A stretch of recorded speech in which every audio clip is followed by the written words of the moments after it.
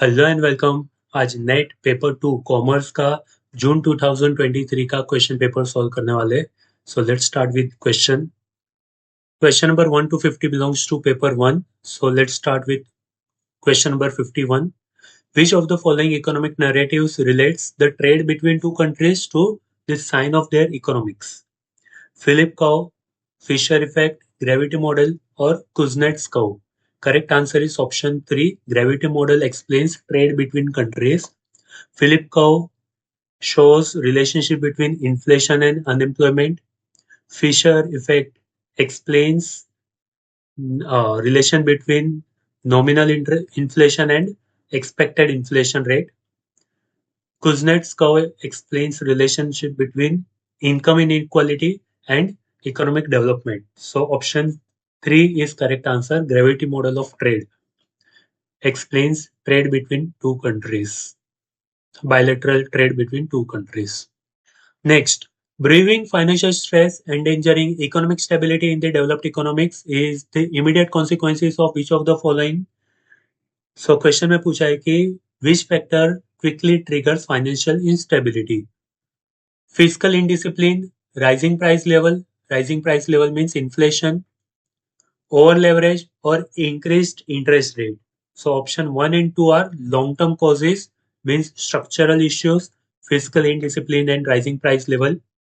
Option 3 is correct answer. Over leverage means excessive borrowing by the government, और increased interest rate भी short term में cover होता, पर sharp increase in interest rate होता तो जिसको शॉक बोलते, sharp increase in interest rate जो रेपो रेट इंक्रीज किया इमीडिएटली और सडनली शार्प इंक्रीज हुआ तो वो कवर होता इमीडिएट इम्पैक्ट में, पर all these are long term in nature, while over leverage means excessive borrowing by the government from other countries or international financial institutions. So ये होगा immediate impact. Apart from over leverage, liquidity crunch या banking crisis means credit crisis or currency devaluation or rising non-performing assets. All these are the reasons which are short term in nature, or even stock market fall is also covered under short term reasons, short term causes. So over leverage by the government is correct answer, option 3. Next, published by the United Nations Development Programme, the Human Development Index is summary measure of human development. It measures the average achievement of a country in three basic dimensions of human development and include the following: standard of living, income, occupation, education, occupation, health, education, and standard of living, or poverty, health, standard of living. Correct answer is option 3. Three dimension includes health, education, and standard of living. Health is measured in terms of life expectancy at the time of birth. Education is measured in terms of expected years of schooling, जिसका mean year of schooling निकालेंगे average. और standard of living is measured in terms of gross national income per capita. So option 3 is correct answer. It is measured in three basic dimensions, and these three dimensions are health, education, and standard of living. Next, A.T. Kearney Foreign Policy Globalization Index 2007 is a comprehensive framework to measure globalization.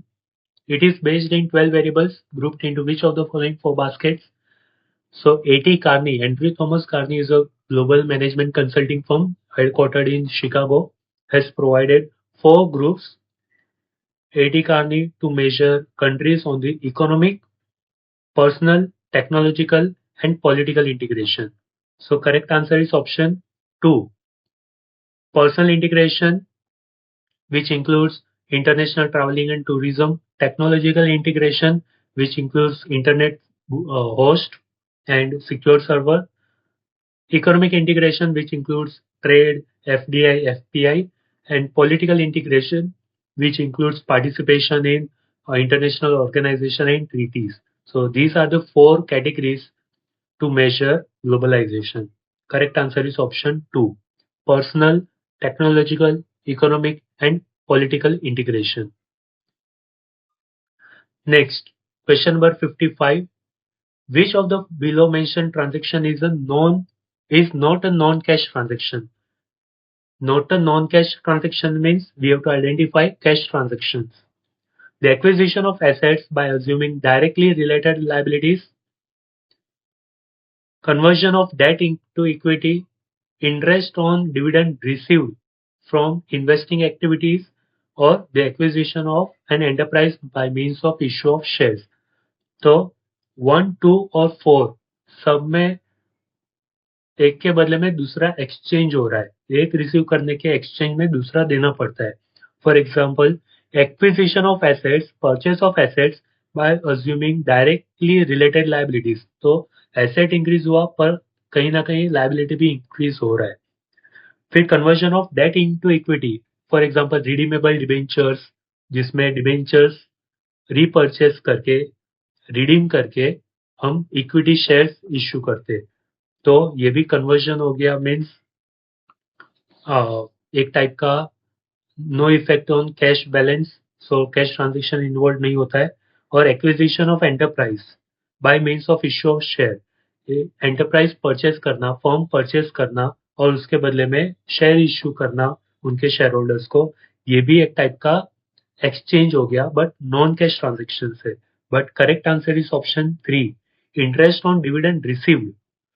Share purchase किया था किसी company का और उस company ने dividend दिया, तो और इंटरेस्ट ऑन डिविडेंड रिसीव किया, इंटरेस्ट और डिविडेंड होना चाहिए, इंटरेस्ट और dividend received from investing activity, so that is which is received is cash transaction.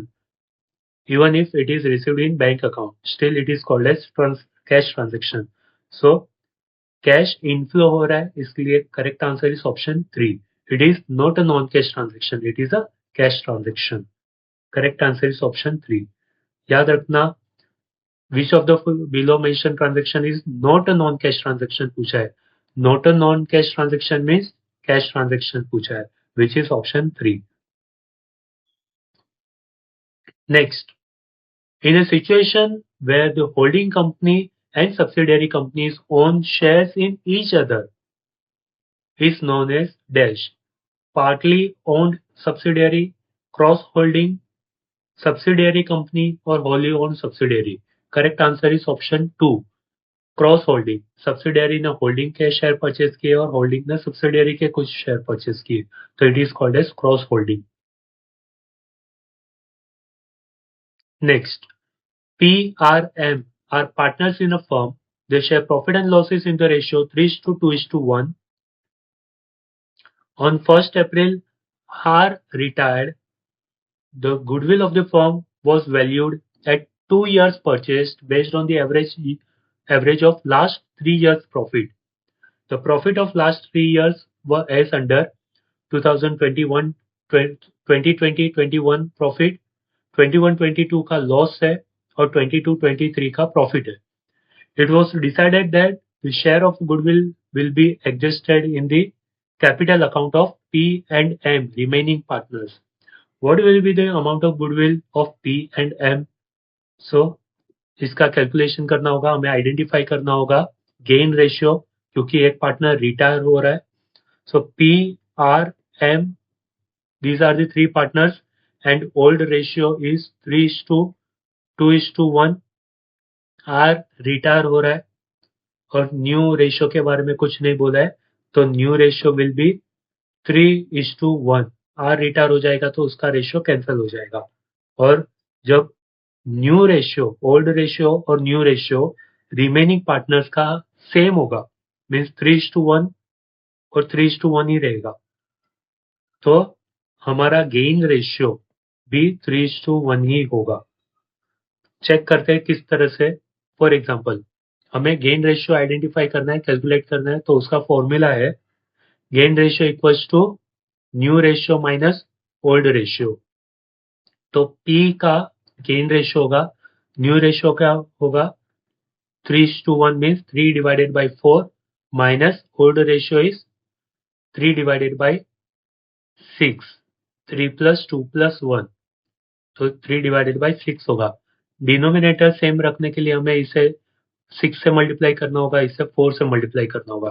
तो 24 डिनोमिनेशन में आ जाएगा। 6 इंटू 3 18 माइनस 3 इंटू 4 12, सो बचेगा 6 डिवाइडेड बाई 24। सिमिलरली एम का हम गेन रेशियो कैलकुलेट करेंगे, तो एम का न्यू रेशियो है 1 divided by 4 minus old ratio is 1 divided by 6। तो 4 को 6 से मल्टीप्लाई करेंगे, 6 को 4 से मल्टीप्लाई करेंगे, डिनोमिनेटर सेम हो जाएगा 24। फिर 6 into 1 6 minus 4 into 1 1, 4 into 1 4, so 6 minus 4 2 divided by 24। तो रेशियो बनेगा 6:2 मीन्स 3:1। सो गेन रेशियो सेम होगा। सिंपल टर्म में अगर old ratio between remaining partner P and M is 3:1 and new ratio is also same, then gain ratio will be equal to new ratio. तो gain ratio भी 3:1 ही रहेगा। अब हमें identify करना है कि गुडविल कितना होगा। Goodwill between P and M क्या रेशियो में, क्या अमाउंट में डिस्ट्रीब्यूट होगा। सो हमें average profit of last 3 years लेना है, मीन्स 2,48,000 प्रॉफिट, 36,000 लॉस है इसलिए माइनस करेंगे, plus 1,48,000 rupees divided by 3 years, तो हमें एवरेज प्रॉफिट मिलेगा। सो 2,48,000 माइनस 36,000 प्लस 1,48,000, तो 3,60,000 मिलेगा। डिवाइडेड बाई 3 करेंगे तो 1,20,000 रुपीज का एवरेज प्रॉफिट मिलेगा एक साल का, पर हमें चाहिए 2 इयर्स परचेज, तो मल्टीप्लाई बाई 2 इयर्स करेंगे तो 2,40,000 रुपीज मिलेगा। इसमें से जो आर का शेयर है, जो पर्सन रिटायर हो रहा है आर, उसका जो शेयर है वो दो पार्टनर्स में डिस्ट्रीब्यूट होगा। तो आर का शेयर है 2 डिवाइडेड बाई 6, आर का शेयर है 2, तो 2 डिवाइडेड बाई 6, 3 प्लस 2 प्लस 1 6, तो 2,40,000 इंटू 2 करेंगे तो 2,40,000 मिलेगा, into 2,40,000 into 2 divided by 6, 80,000 rupees मिलेगा। ये 80,000 रुपीज को P और M में 3:1 के रेशियो में डिस्ट्रीब्यूट करना है। तो 80,000 इंटू 3 डिवाइडेड बाई 4, 3 प्लस 1 4, तो अमाउंट होगा P का शेयर होगा 60,000 रुपीज एंड M का शेयर होगा remaining 20,000 rupees. So 60,000 20,000 rupees will be the share of P and M. तो क्वेश्चन में 60,000 20,000 कहीं पे भी नहीं दिया है, इसलिए none of the above options are correct. It should be correct answer will be P का शेयर होगा रुपीज 60,000 एंड M का शेयर होगा rupees 20,000. This is the correct answer. 60,000 and 20,000 is the share among P and M. So correct answer is 60,000, 20,000. None of the above given answers are correct. Next,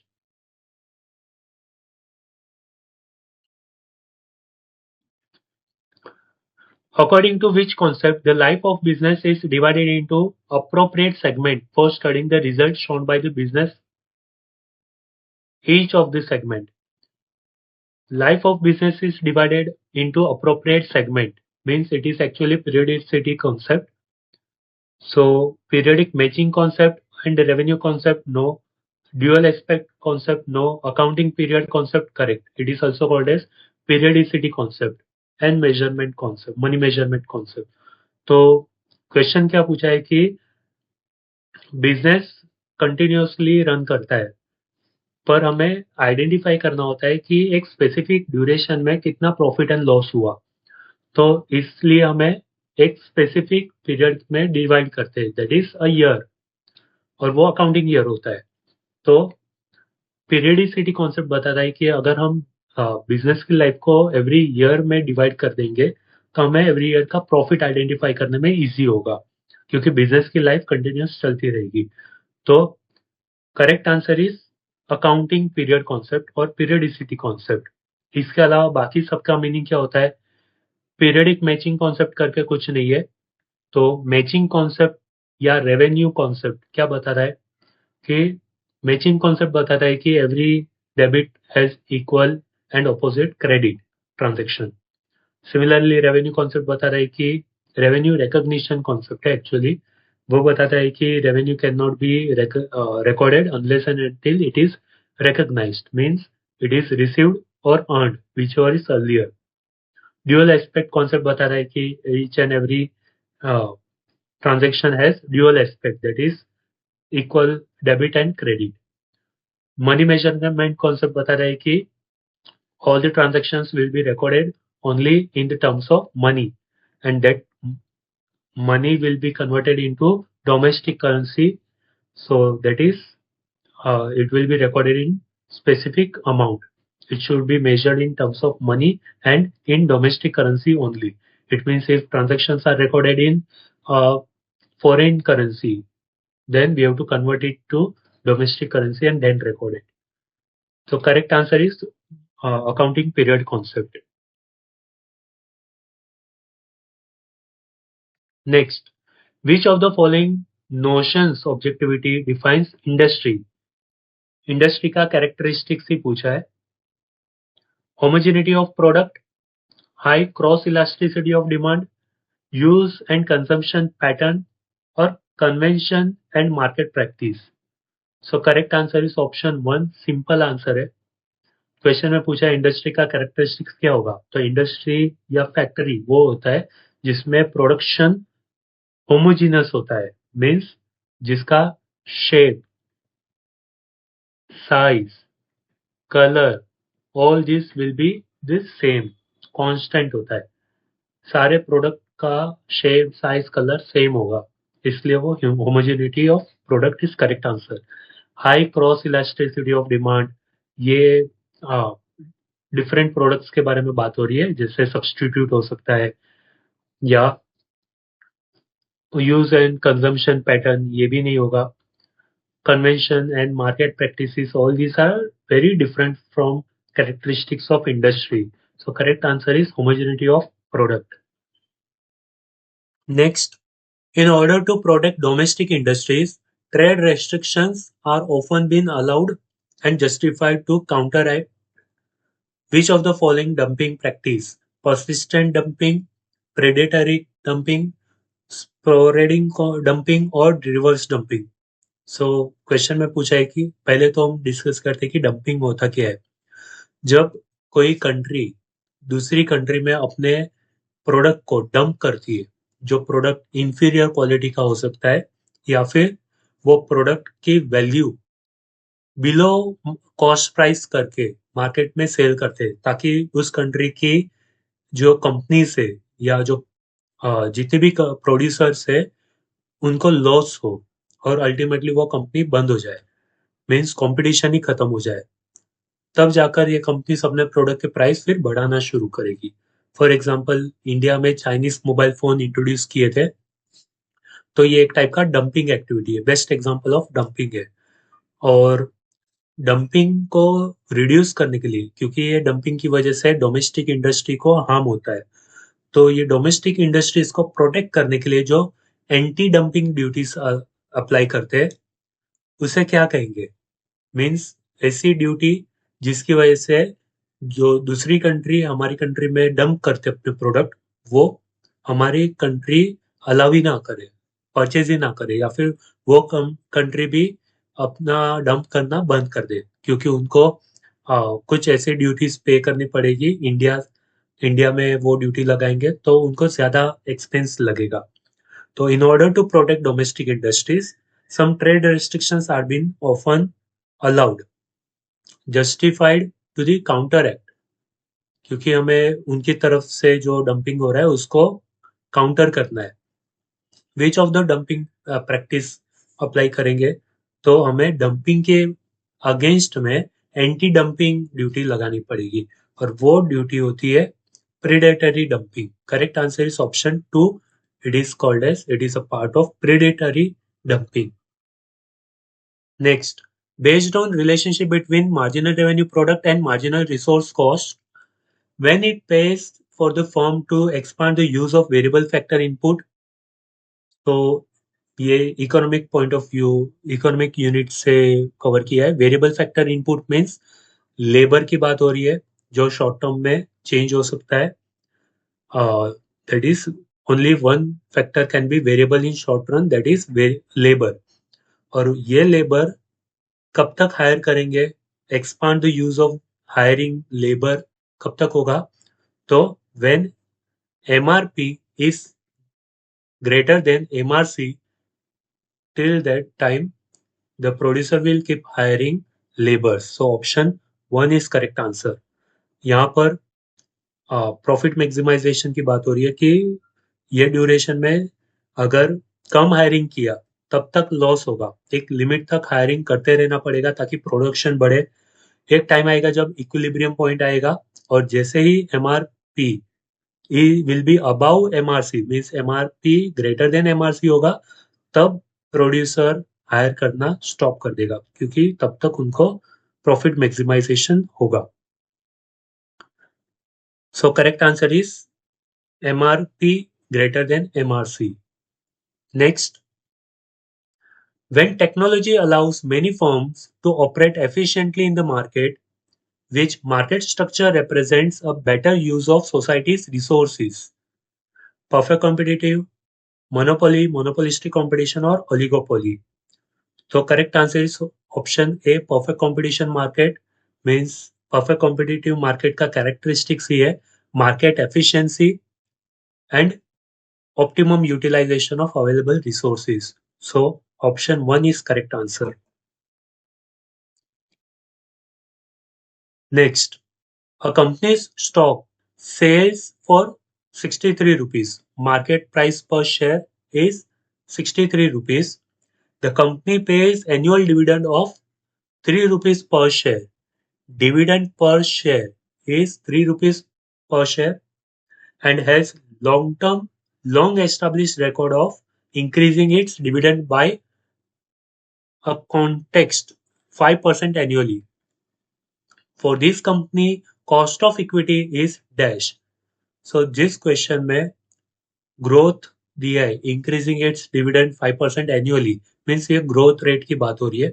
तो जिस question में growth rate दिया है, तो हमें Gordon growth model follow करना होगा, जिसका फॉर्मूला है cost of equity equals to D1 divided by market price per share into 100 plus G into 100 के बदले हम परसेंटेज में आइडेंटिफाई कर लेंगे। तो D1 dividend per share after 1 year divided by market price per share plus growth rate. तो dividend after 1 year at the end of the year means D0 plus growth rate divided by market price per share plus growth. अब D0 कितना है, dividend today is 3 rupees plus growth rate is 5% divided by market price per share is 63 rupees into 100 करेंगे plus growth rate है 5%, तो 3 plus 5% 3.15 मिलेगा divided by 63 into 100 divided by 63 into 100 5% मिला, plus ये 5% करना है तो हमें मिलेगा 10%. So correct answer is option 3. Gordon growth model का फॉर्मूला है cost of equity equals to dividend per share after at the end of the year divided by market price per share plus growth rate. तो current year का dividend 3 rupees है और 5% growth rate है, जो यहाँ पे बताया annual growth rate, divided by market price per share is 63 rupees into 100 करके जो ग्रोथ रेट है वो ऐड करना है, तो हमें 5% मिलेगा। ये वाला पार्ट करके हमें 5% मिलेगा, उसमें 5% ऐड करना है, तो हमें 10% टोटल मिलेगा। Correct answer is 10% cost of equity. Next, which one of the following is an operational technique of hedging transaction exposure? सबसे पहले हेजिंग का मीनिंग क्या होता है? It is a risk management technique used in financial market और stock market, और दो techniques है, operational technique and financial techniques. So hedging through money market, forward, swap और leading and lagging. Correct answer is option 4, hedging through leading and lagging.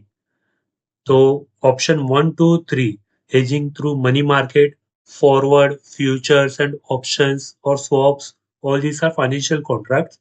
So it is a financial technique, क्योंकि ये सारे financial contracts है, forward, future, option, swap, all these are financial contracts. So these are financial techniques. And hedging through leading and lagging का meaning क्या होता है? When receipts and payments are advanced or delayed to manage exposure, then this operational technique is used. जब receipt and payment advance में दे दी, advance में receive कर ली या advance में पेमेंट कर दिया, तो उसे बोलते हैं लीडिंग, और डिले किया तो उसे बोलते हैं लैगिंग। तो कोई भी पर्सन, बिजनेसमैन, अगर पेमेंट एडवांस में रिसीव करता है या फिर किसी पार्टी को, सप्लायर को एडवांस में पेमेंट करता है या डिले करता है, तो उसके पीछे भी कोई रिस्क मैनेजमेंट स्ट्रेटेजी होती है। तो ये पूरा स्टॉक मार्केट के रिलेटेड है। इवन जो बिजनेस में टॉप बिजनेस स्कूल से जो स्टडी करते हैं उनको ये रिस्क मैनेजमेंट स्ट्रेटेजी में कवर होता है। जो बड़ी बड़ी कंपनीज में जो मैन्युफैक्चरिंग बिजनेस है उसमें यूज होता है जनरली ये टेक्निक्स। तो उनको थोड़ा रिस्क मैनेजमेंट के लिए काम आता है। ये पूरा डिटेल में एक्सप्लेन करने के लिए मुझे डेरिवेटिव कॉन्ट्रैक्ट का सेपरेट वीडियो बनाना है, तो वो मैं बना के आपको प्रेजेंट कर दूंगा। सो सिंपल टर्म में, which of the following is an operational technique of hedging transaction exposure? तो correct answer is hedging through leading and lagging. Leading and lagging operational technique है, बाकी सारे फाइनेंशियल टेक्निक्स है। Next, the adjusted present value model used by multinational corporations to evaluate capital budgeting decision is based on Gresham's principle, value additivity approach, law of one price और multilateral netting approach. So capital budgeting decisions क्या होता है? It is long term investment decision, अगर कोई project में invest करना है कि नहीं, या फिर मल्टीपल प्रोजेक्ट अवेलेबल है, तो which project should be selected by the company, और even in case of technology और मशीनरीज ऑप्शंस अवेलेबल है कि ABC मशीन अवेलेबल है मार्केट में, और उसमें हमारे बिजनेस के लिए सबसे बेटर सुटेबल मशीनरी कौन सी होगी, तो ये आइडेंटिफाई करने के लिए मेथड है, उसे बोलते हैं capital budgeting decision. It is long term in nature and irreversible, क्योंकि एक बार वो प्रोजेक्ट एक्सेप्ट कर लिया, अप्रूव कर दिया, या मशीन परचेस कर ली, टेक्नोलॉजी परचेस कर लिया, तो हम उससे रिवर्स नहीं कर सकते, डिसीजन को रिवर्स नहीं कर सकते, इसलिए इरिवर्सिबल डिसीजन होते हैं। इसलिए सारे डिसीजन लेना, करेक्ट डिसीजन लेना बहुत इंपॉर्टेंट होता है। उसमें एक टेक्निक है एडजस्टेड प्रेजेंट वैल्यू मॉडल। जो बड़ी बड़ी कंपनीज होती है, MNC जैसी कंपनी अगर ऐसे डिसीजंस लेती है, तो अगर रॉन्ग डिसीजन हो गया तो बड़ा इम्पैक्ट, बड़ा लॉस होगा। तो इससे बचने के लिए करेक्ट डिसीजन लेना बहुत इंपॉर्टेंट है। तो इसमें टेक्निक है एडजस्टेड प्रेजेंट वैल्यू। तो ये किसके ऊपर डिपेंड करता है? तो option B is correct answer, option 2 is correct answer, value additivity approach. ये क्या बताता है कि जो एडजस्टेड प्रेजेंट वैल्यू है APV, उसका फॉर्मूला है नेट प्रेजेंट वैल्यू में प्रेजेंट वैल्यू फैक्टर को एडजस्ट करेंगे, मींस प्लस या माइनस करेंगे प्रेजेंट वैल्यू। अगर वो प्रेजेंट वैल्यू बेनिफिशियल है, बेनिफिट है, प्रेजेंट वैल्यू बेनिफिट है तो वो ऐड करेंगे, और वो प्रेजेंट वैल्यू कॉस्ट है तो वो लेस करेंगे। जनरली ये इसलिए यूज करते हैं ताकि time value of money consider कर सके। तो adjusted present value model used by MNC in capital budgeting decision is based on value additivity approach. Value additivity means addition and deletion, adjustment की बात हो रही है। तो option 2 is correct answer. Next, dividend irrelevance theory of Miller and Modigliani-Miller depends on which one of the following relationship between investment policy and dividend policy। तो MM approach करके एक dividend policy है, मीन्स डिविडेंड पॉलिसी का approach है जिसमें बताया कि dividend is irrelevant. बाकी सारी थियरी डिविडेंड रिलेवेंट थियरी है, पर मोडिग्लियानी मिलर ने डिविडेंड को इररिलेवेंट माना है क्योंकि उन्होंने बताया कि value of the firm depends upon investment and not on dividend. Means dividend pay out कितना मिलेगा उसके ऊपर कोई भी डिविडेंड, किसी भी कंपनी का डिविडेंड डिपेंड नहीं करता है। उस कंपनी का डिविडेंड डिपेंड करता है on the basis of investment.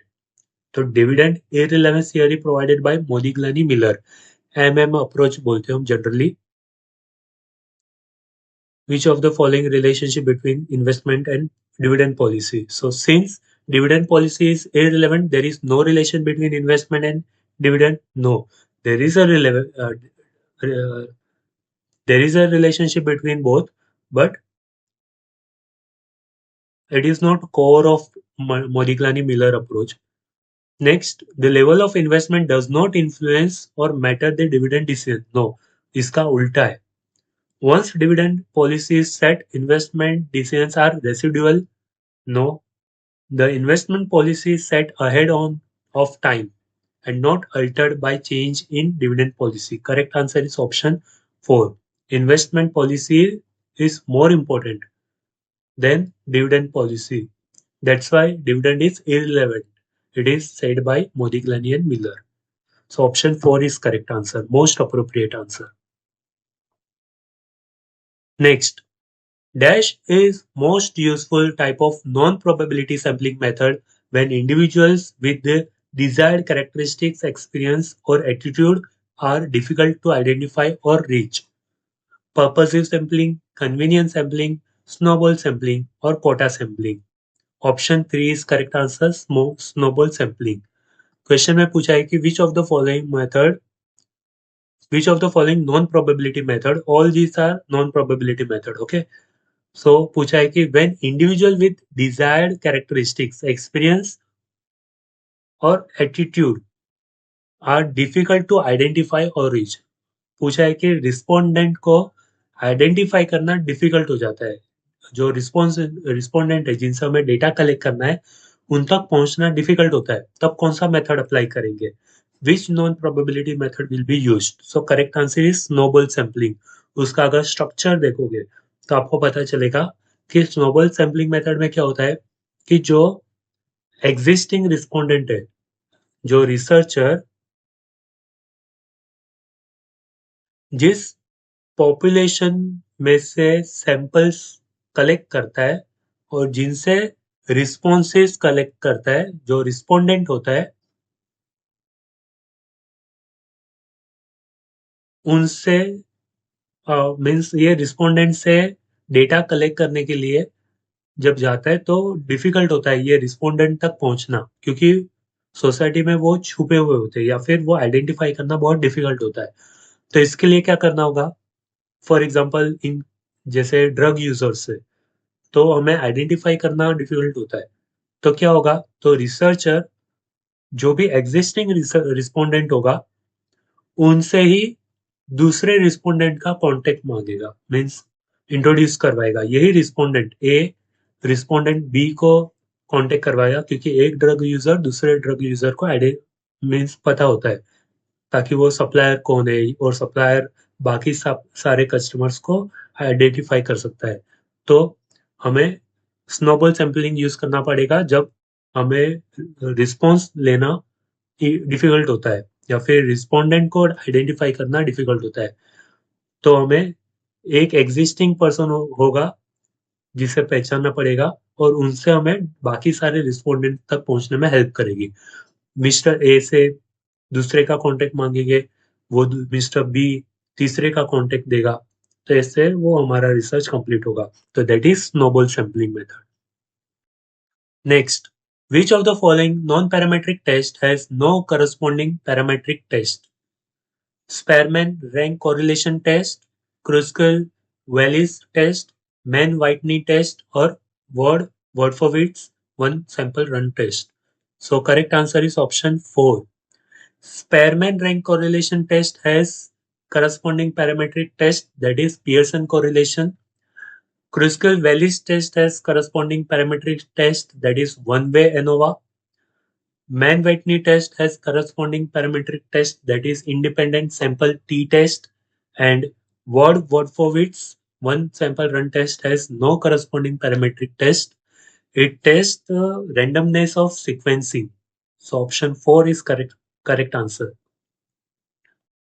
Next, the coefficients of variance for a Poisson distribution with mean phi is dash.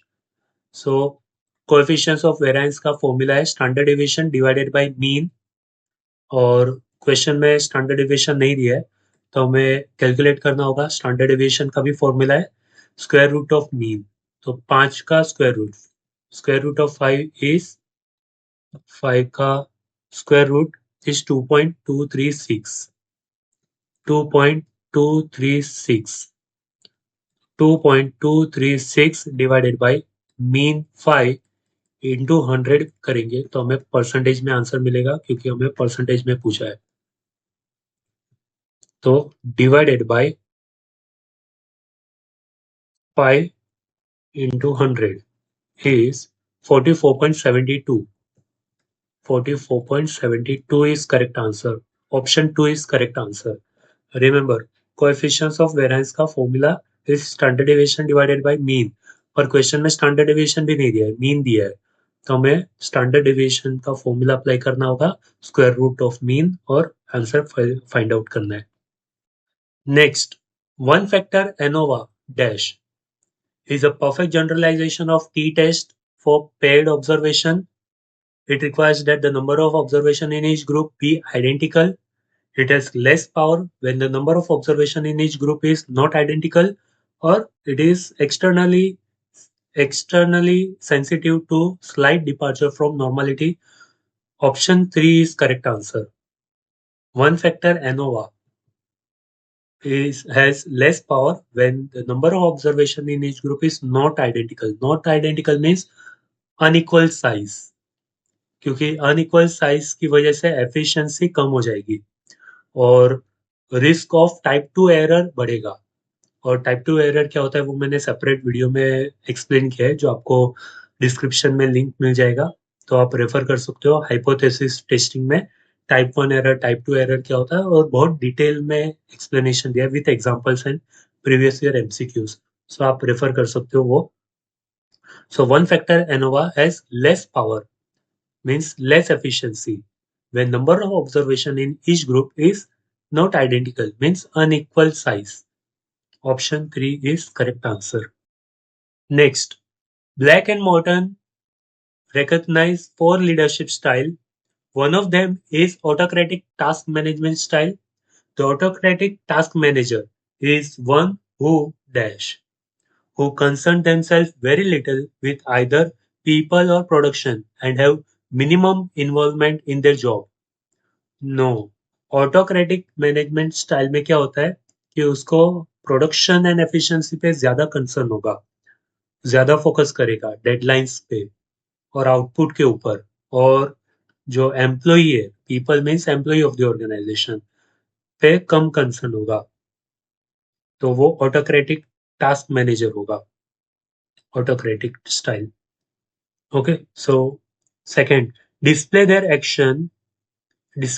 their action the highest possible dedication for both to people and production. No, production पे ज्यादा focus है उसका।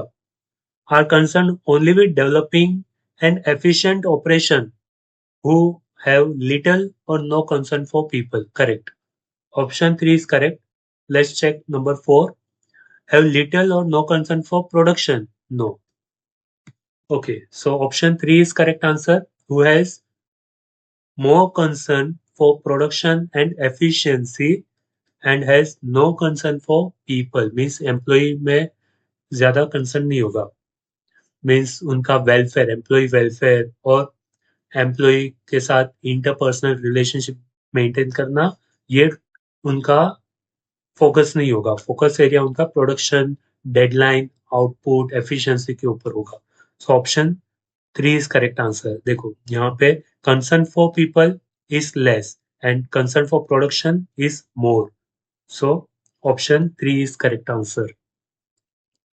Next, Frederick Winslow Taylor is acknowledged as the father of scientific management. What is his major contribution to management? Theory of bureaucracy, identifies characteristics of company he considered excellent, application of psychology to industry and management, how to raise productivity through greater efficiency in production and increased pay for workers. So correct answer is option 4. F.W. Taylor का principle of management, scientific management के जो list है उसमें हमने greater efficiency की बात की है और इंक्रीज्ड पे फॉर वर्कर्स के बारे में बात की है. तो ऑप्शन 4 इज करेक्ट आंसर. बाकी सारे ऑप्शंस कोई रिलेटेड ही नहीं है. Next, Maslow's, Abraham Maslow's hierarchy of needs, need hierarchy theory depicts human needs in the form of hierarchy ascending from lowest to highest need. The correct order is dash. So Maslow's need hierarchy theory में psychological needs, फिर फिर होगा safety needs, फिर social needs, self esteem और self actualization. ये lowest to highest ascending order में जा रहा है. तो correct answer is first psychological needs आएगा. Option 2 is correct answer.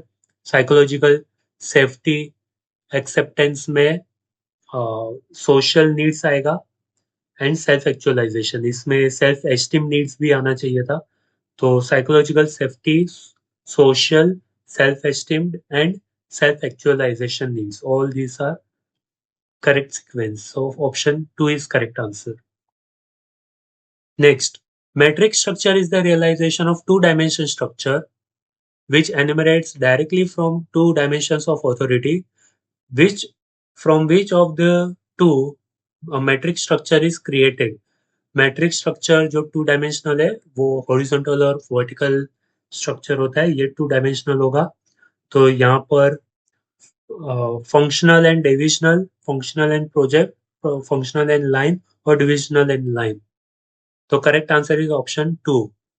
जो वर्टिकल स्ट्रक्चर होगा वो फंक्शनल स्ट्रक्चर होगा और जो हॉरिजॉन्टल होगा वो प्रोजेक्ट स्ट्रक्चर होगा. तो correct answer is option 2, functional and project structure. ये two dimension of metric structure होता है. Next, which one of the following is concern with endowment policy. Insurance के रिलेटेड क्वेश्चन है. The issuer has advantage of receiving money at regular interval of the policy with specific sum of money at the expiry of the policy. No, expiry से पहले कुछ पैसा नहीं मिलेगा. At the expiry of policy, the insured receives the sum of insurance policy. Correct. Endowment policy मतलब saving plan, जहां पर policy expire होने पे, मैच्योर होने पे, expiry of policy means maturity पे लमसम मनी मिलेगा. तो option 2 is correct answer. Next, which of the following subsidiary is not owned by RBI. NHB, IDFC, NABARD और बीआईसीजीसी.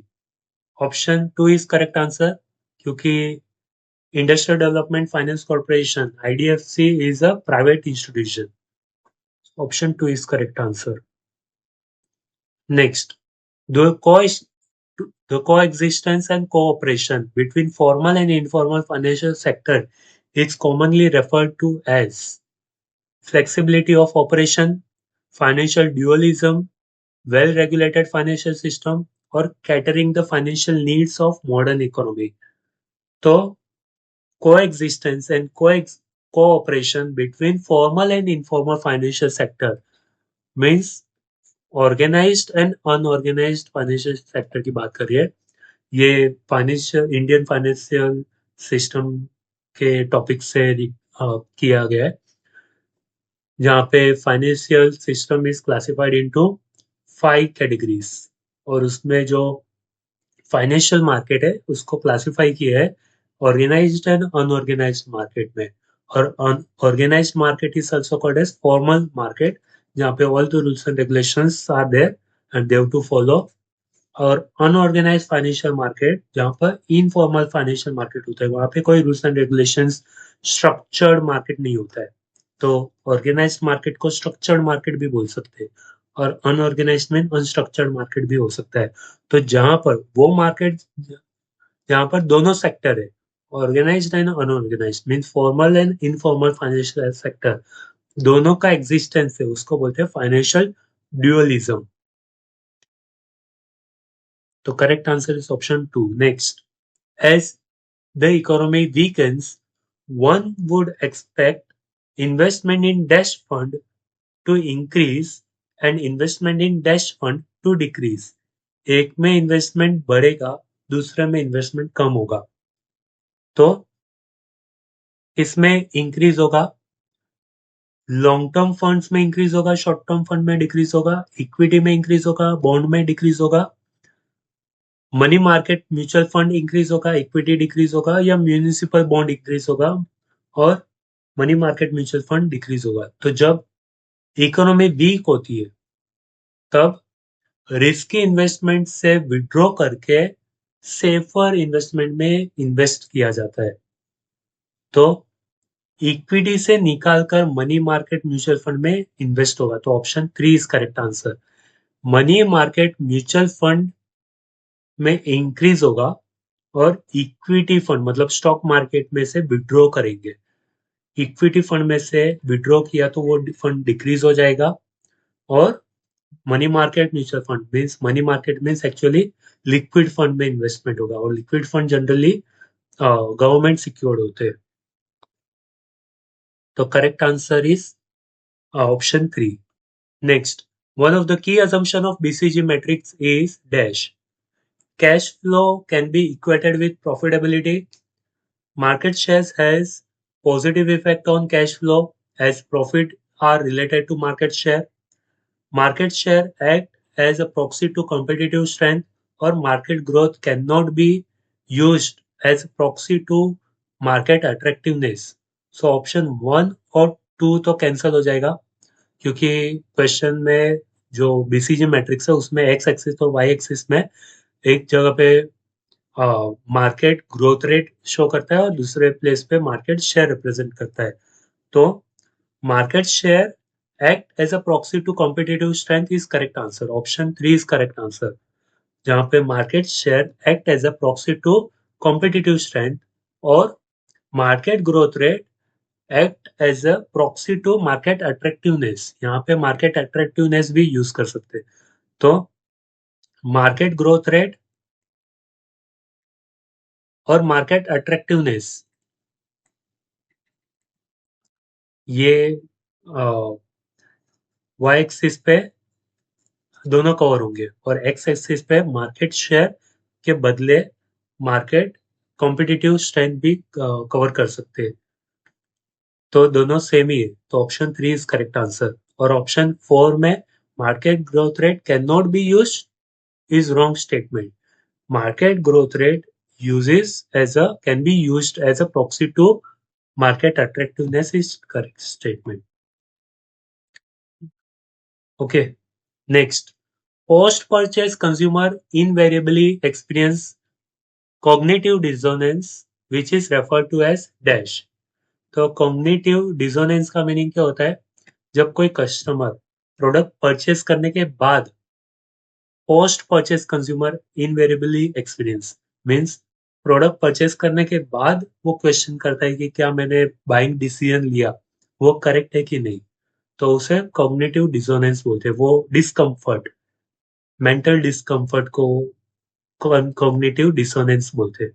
तो a feeling of happiness with purchase, getting angry with the firm, a feeling of uncertainty about making the right decision, or state of extreme satisfaction. So option C is correct answer. Feeling of feeling of uncertainty about making the right decision is called as a cognitive dissonance.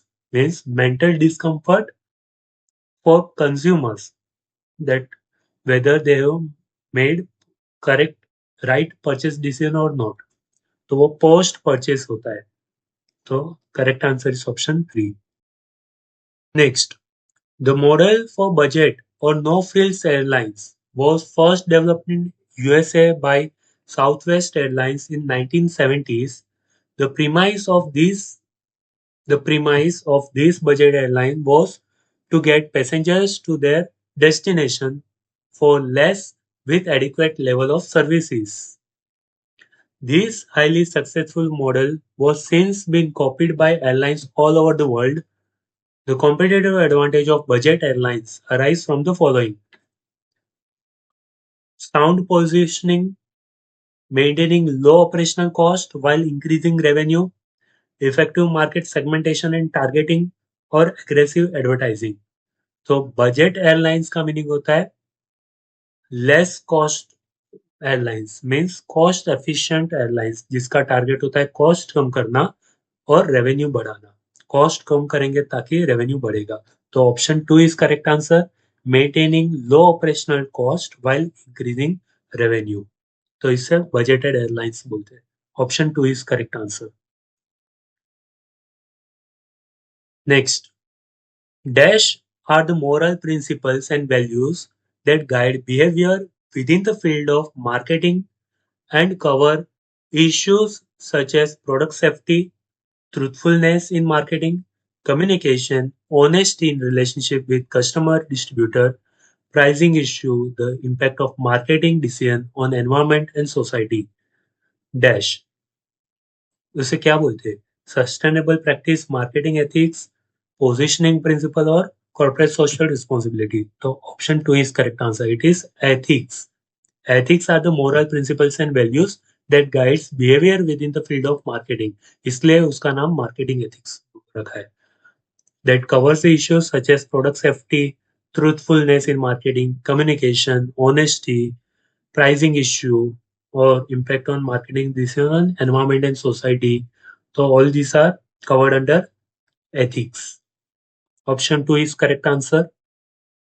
Next, in the category F, which companies are classified by the SEBI Security and Exchange Board of India has classified which company under category F? Existing listed companies that are making a public issue, new companies with less than 12 months in operation, companies having good track record for profit, or privately held companies. So correct answer is option 2. Category F में new companies को place किया गया है जिसका establishment within 12 months ही हुआ है, new companies. और एग्जिस्टिंग कंपनीज या फिर गुड ट्रैक रिकॉर्ड वाली कंपनीज का कैटेगरी ए में क्लासिफिकेशन किया है। Privately held companies are not classified anywhere because only publicly limited companies are allowed to list in the stock market. So option 2 is correct answer. Next, which of the following is not an essential characteristics of negotiable instrument? हमें identify करना है कि negotiable instrument का essential characteristic कौन सा नहीं है। Sells little to bona fide transferor for value, flexibility in transfer, negotiability, easy negotiability, transferor can sue in own name without giving notice to the debtor. So correct answer is option 1. Sells little to bona fide transferor for value? No. Full right transfer होंगे। Bona fide transferor is entitled to full transfer, full right. So option 1 is correct answer. Next, some bottles of soft drink were supplied by X to Y. Y got injured due to bursting of one of the bottles. Y claimed damages from X due to dash. तो कौन से basis पे damage का claim demand कर सकते हैं? Condition has to fitness as quality, wholesomeness, merchantability और sale by description. तो fitness as quality is for specific purpose, not for general purpose. Wholesomeness is an implied obligation that goods are made for safe consumption and free from harm. So option 2 is correct answer. Condition as to merchantability का meaning होता है goods are saleable, और condition in sale by description it applies when goods are not as per description. So option 2 is correct answer. Wholesomeness implied obligation होती है कि goods are safe for consumption और free from any harm. तो option 2 is correct answer. Next, a business has been discontinued in the previous year 21-22. The business loss can be dash. So can be carried forward and set off against profit of business and profession. Can be forward and set off against profit or gain of business and profession. Can be set off against income from business or profession or income under any other head. Can be carried forward and set off for indefinite period, whether business is carried or discontinued, or can be carried forward or set off for 6 years, whether business is carried or discontinued. So most appropriate answer is option 4. If business loss is there, then it can be carried forward and set off for 8 years. As per the act, it is 8 years, but in some condition, it is 6 years. So generally it is 8 years. So business loss can be carried forward for 8 years, even if it is discontinued. So option 4 is most appropriate answer. Okay.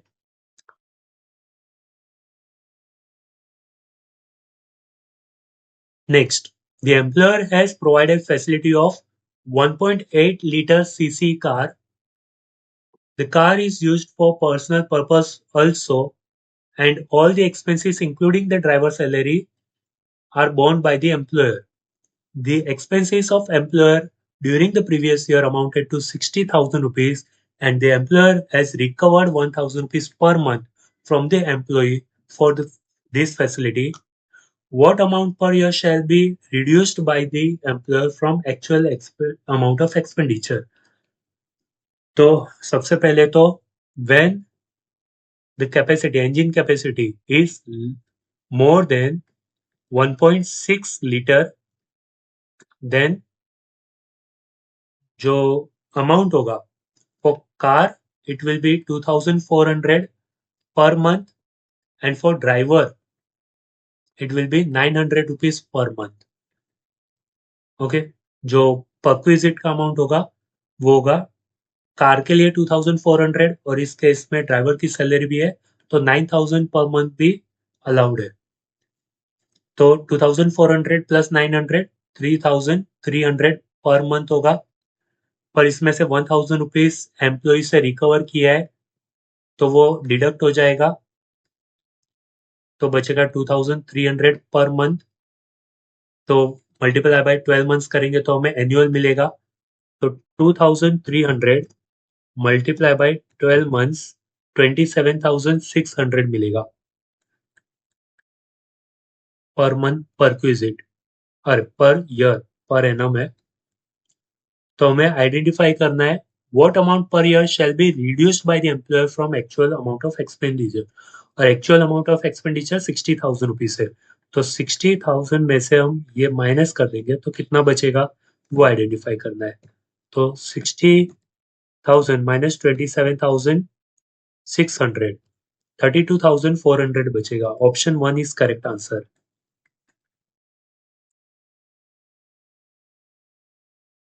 Next, teen money is used for dash. Receipt on account of Dharmashala, Gosala, etc. Women get from her husband certain amount. Income of non-resident from shipping business or income from building used for agriculture. The correct answer is option 2. Teen money is used for the amount which is received by the wife from her husband. So option 2 is correct answer. That amount can be used for personal purpose or household expenses. So उसे teen money बोला जाता है. Correct answer is option 2. Next, when no liability for payment of tax in advance arise by assessee on his income if tax payable is dash less than 10,000, 50,000, 5 lakh, 7 lakh 50,000. Correct answer is option 1, less than 10,000 rupees. Question में पूछा है कि अगर advance tax पे करना होता है तो अगर एडवांस टैक्स का अमाउंट 10,000 से कम है तो एडवांस टैक्स पे करने की जरूरत नहीं है. Means tax liability is less than 10,000 rupees, then there is no requirement of advance tax payment. Next, four schedules have been added at the end of the LLP Act. The second schedule entertains which one of the following? तो चार schedule में से second schedule में identify करना है किसके related है. Provisions to conversion from private company into limited liability partnership, ये थर्ड शेड्यूल में एक्सप्लेन किया है. Provision regarding matters to mutual rights and duties of partner and LLP and its partners applicable in the absence of any agreement on the matter, ये schedule 2 में explain किया है. तो correct answer is option 2. Provision relating to conversion of firm into LLP, ये schedule 1 में बताया है. Provision for conversion of unlisted public limited company into limited liability partnership, ये शेड्यूल 4 में एक्सप्लेन किया है. तो ऑप्शन 2 इज करेक्ट आंसर, ये शेड्यूल 2 के रिलेटेड है. Next, which of the following drives growth of international business in digitally connected world? Strong consumption in global south, dynamic exchange rate interest and inflation rates, formation of trade promoting regional group, regulated capital and portfolio flow, demographic dividend and low cost of manufacturing. तो choose the most appropriate from the option given below. तो international business का growth में कौन सी चीजें जो contribute करेगी? Strong consumption correct.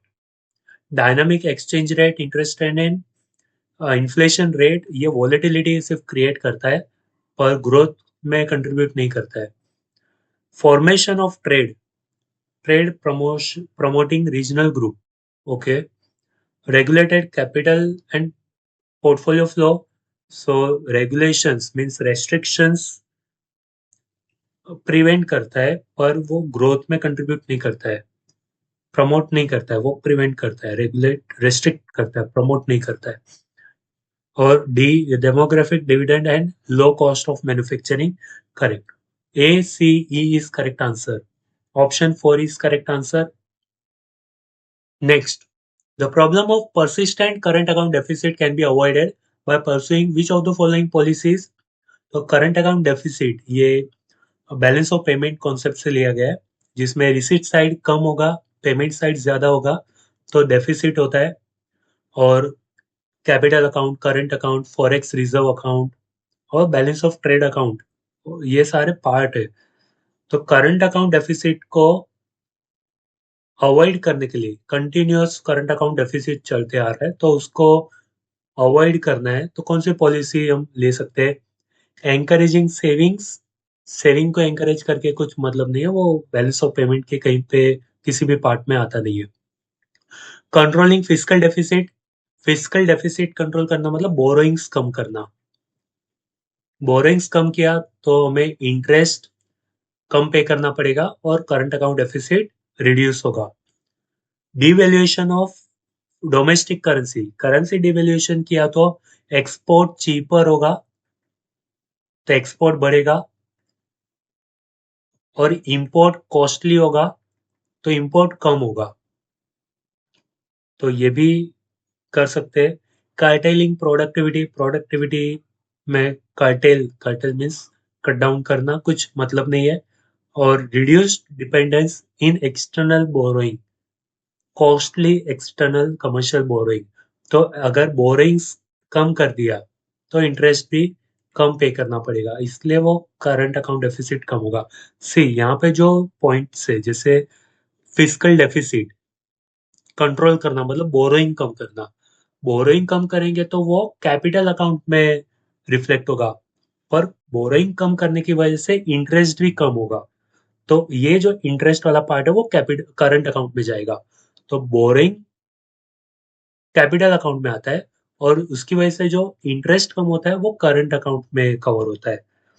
Same way export and import, ये balance of trade account में जाता है, पर it is also part of current account.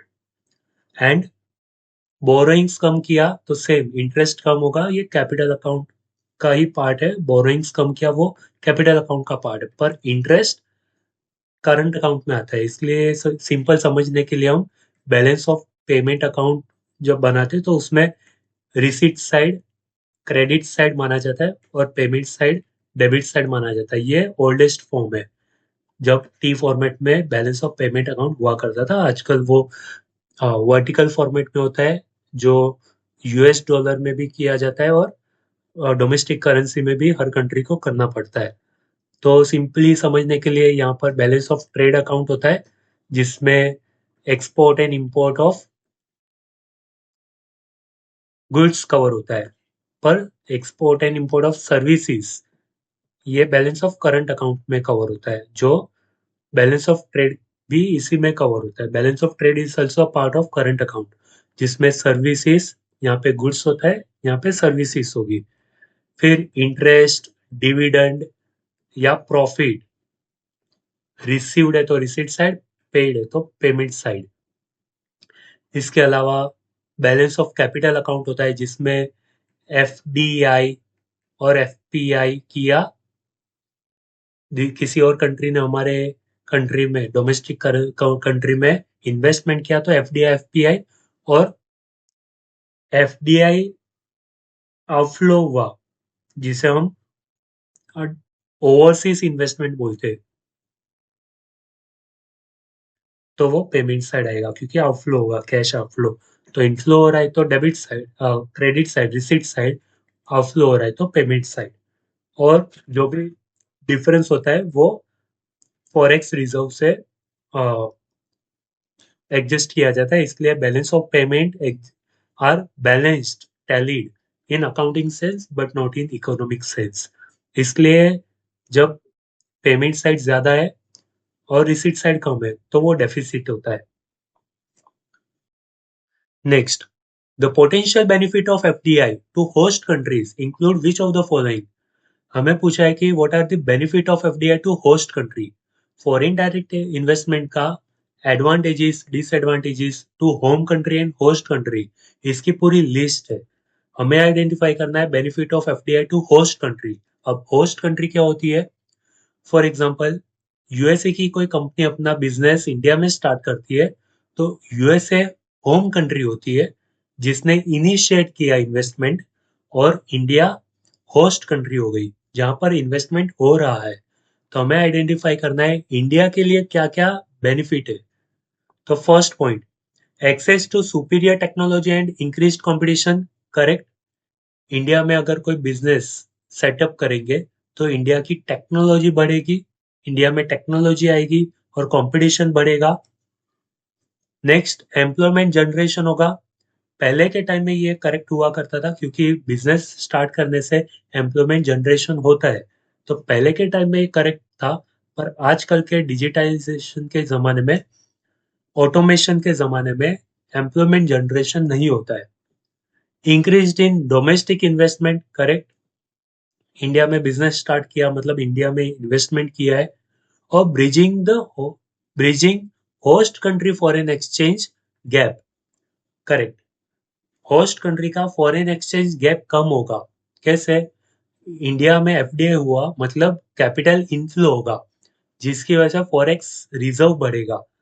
तो फॉरेन एक्सचेंज का जो गैप है दोनों कंट्री की करेंसी का, वो कम होगा।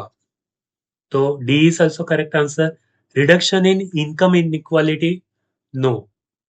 एफडीआई की वजह से इनकम इनइक्वालिटी बढ़ता है, कम नहीं होता है।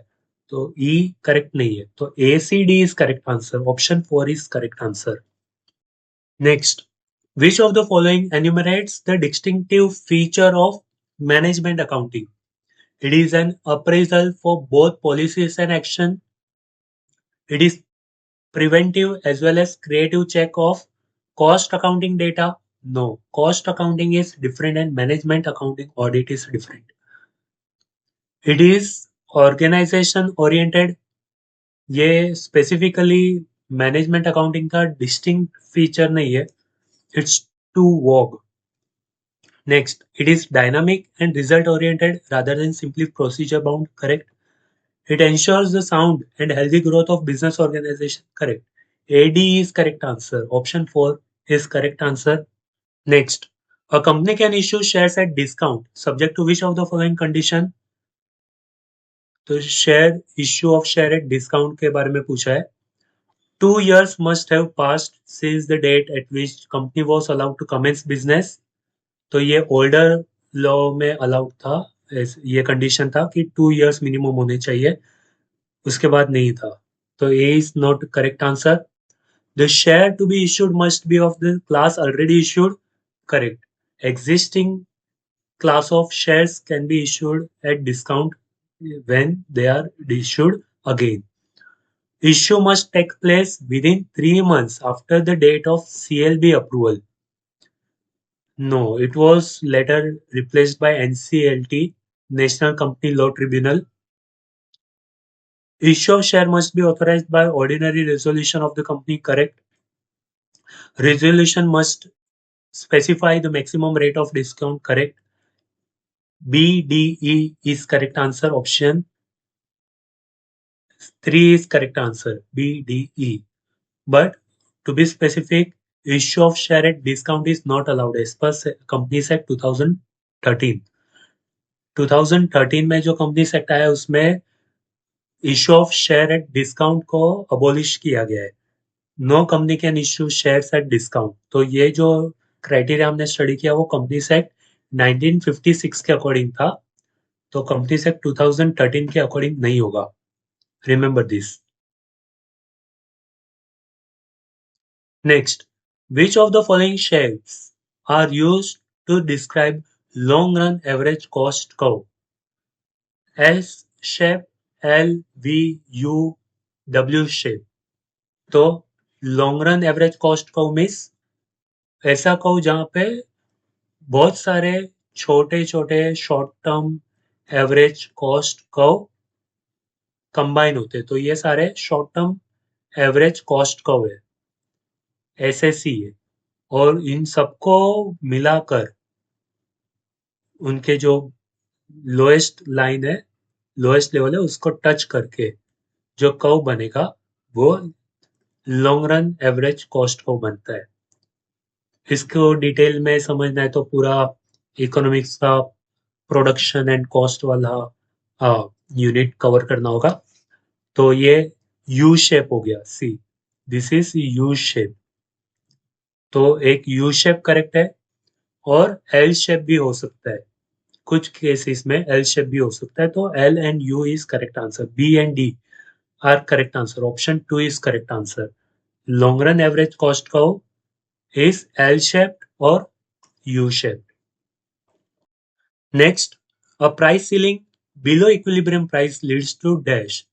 Price ceiling means किसी भी प्रोडक्ट का मैक्सिमम प्राइस अगर सेट किया below equilibrium price, equilibrium price means market price, means जो प्रोडक्ट का मार्केट प्राइस रख सकते थे पर फिर भी प्रोडक्ट का प्राइस कम सेट किया, जो मैक्सिमम प्राइस है वो एक लेवल से कम सेट किया। अगर वो बड़ा ज्यादा रखते तो भी वो प्रोडक्ट सेल हो सकता था। Buyer will be able to buy and willing to buy. But still if price is set, maximum price is set below that equilibrium price, तो क्या होगा? ब्लैक मार्केटिंग होगा। करेक्ट। मीन्स सप्लायर विल और seller will sell above selling price. फिर दूसरा shortage of commodity होगा, correct, means artificial shortage create किया जाएगा, डिमांड बढ़ेगा पर सप्लाई कम कर देंगे, तो ये शॉर्टेज क्रिएट किया जाएगा। नेक्स्ट सरप्लस ऑफ कमोडिटी, नहीं, ये तो कॉन्ट्रारी है, ओपोजिट है, शॉर्टेज होगा, सरप्लस नहीं होगा। होर्डिंग ऑफ कमोडिटी होगा, करेक्ट। होर्डिंग ऑफ कमोडिटी का मीनिंग क्या होता है कि जो मिडल मैन है या जो सप्लायर है वो कमोडिटी को पर्पसली होल्ड करके रखेगा स्टॉक को और मार्केट में सप्लाई नहीं होने देगा ताकि आर्टिफिशियल शॉर्टेज क्रिएट हो और मार्केट में ऐसे लगेगा कि गुड्स अवेलेबल नहीं है और हाई प्राइस पे सेल करना शुरू कर देंगे।